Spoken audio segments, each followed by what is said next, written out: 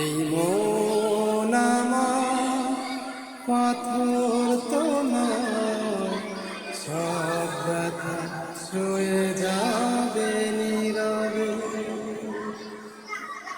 এই মন আমার পাথর তো নয়, সব ব্যথা ছুঁয়ে যাবে নীরবে।